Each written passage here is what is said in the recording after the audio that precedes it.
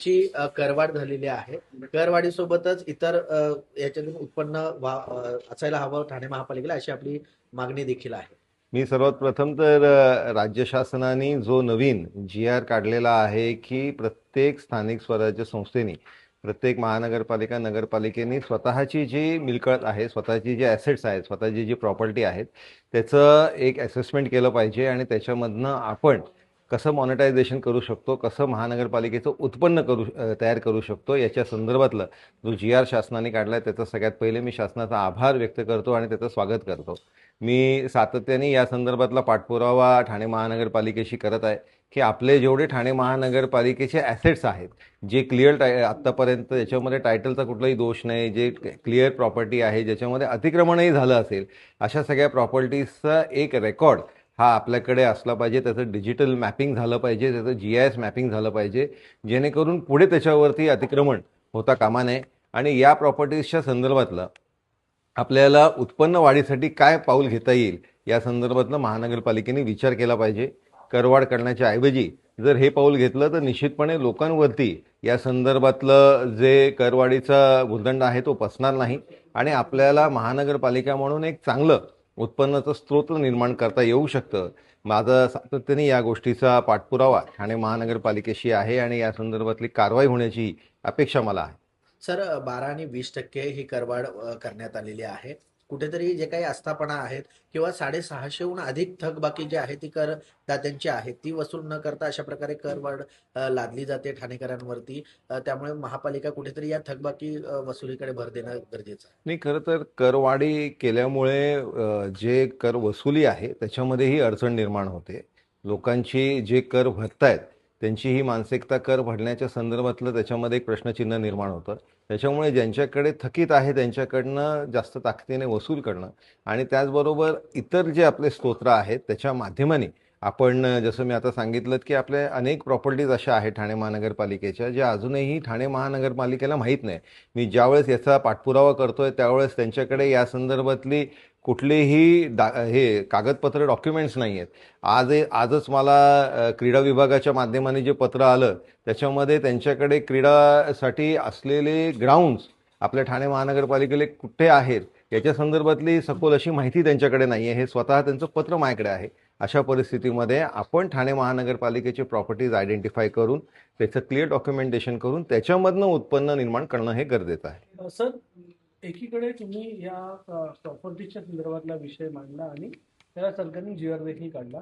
ठाणे महानगरपालिकेच्या अशा अनेक प्रॉपर्टीज आहेत किंवा अशा अनेक आस्थापना आहेत ज्या आस्थापना खर्च करण्या म्हणजे ज्या आस्थापना बांधण्यासाठी तिकडचा पूर्ण मेंटेनन्स करण्यासाठी ठाणे महानगरपालिकेने खर्च केलेला आहे, पण त्या आस्थापना अनेक राजकीय नेत्यांकडे आहे. तर या संदर्भात आपण काय करणार आहात? मुळात याचाच पाठपुरावा माझा सुरू आहे की ज्या ज्या प्रॉपर्टीजच्या संदर्भातलं महानगरपालिकेकडे नोंद आहे आणि समजा एखादी महानगरपालिकेची ग्राउंड असेल त्याच्यामधनं एखादा आमदार किंवा खासदाराच्या माध्यमाने निधीच्या माध्यमाने जर त्या तिकडे एखादी वास्तू बांधली असेल तर त्याच्याबद्दल कमीत कमी रेकॉर्ड तर त्यांच्याकडे क्लिअर असला पाहिजे. त्या रेकॉर्ड्स पण क्लिअर नाही आहेत.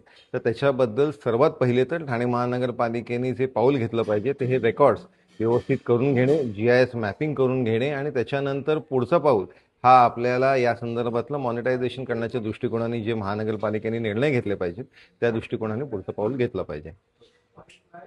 ओके. महसूलच्या संदर्भातला जो निर्णय बावनकुळे यांनी दिलेला आहे त्या संदर्भात मी महसूल मंत्री सन्माननीय बावनकुळे साहेबांचा आभार व्यक्त करीन, नाईक साहेबांचा आभार व्यक्त करीन की वन खात्याची जी जागा आहे ती पुन्हा एकदा राज्य शासनाला प्राप्त झालेली आहे आणि त्याच्यामुळे ठाणे महानगरपालिकेवरती खऱ्या अर्थाने हा जो नवीन डेव्हलपमेंट जर झाला असता तर त्याच्यामध्ये जी आत्ताची आमची महानगरपालिकेची व्यवस्था आहे त्याच्यामध्ये आपण आत्ताच बघतोय की पाण्याचं प्रॉब्लेम आहे, आज रस्त्यांचा प्रॉब्लेम आहे, सॅनिटेशनचा प्रॉब्लेम आहे. हे सगळे अडचणी खरं तर याच्यामध्ये अजून वाढ झाली असती आणि त्याच्यामुळे आता ह्या निर्णयामुळे निश्चितपणे ठाण्यामधली जे लंग्ज आहेत, जे आपले प्रायव्हेट फॉरेस्ट आहेत ते आता याच्यामध्ये बचावलेले आहेत आणि ठाणेकरांना एक मोकळा श्वास घेण्याची संधी भेटलेली आहे. सर अशाच प्रकारचा निर्णय जो 2800 कोटीचा TDR आहे त्या संदर्भात देखील यावा अशा प्रकारची मागणी आपण करणार आहात का? कारण त्या त्या ठिकाणी देखील मोठ्या प्रमाणात प्रदूषण वाढीसाठी हे होतो. 4,000हून अधिक जो झाडं.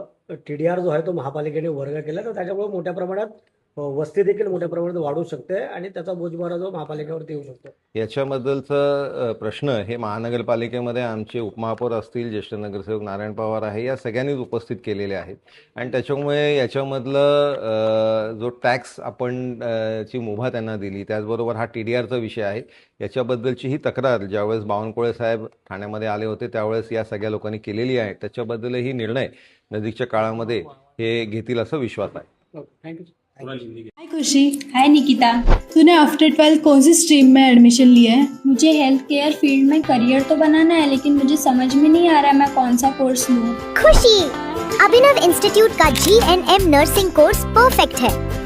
ये महाराष्ट्र नर्सिंग काउंसिल एफिलिएटेड है। सिर्फ थ्योरी है या प्रैक्टिकल भी है?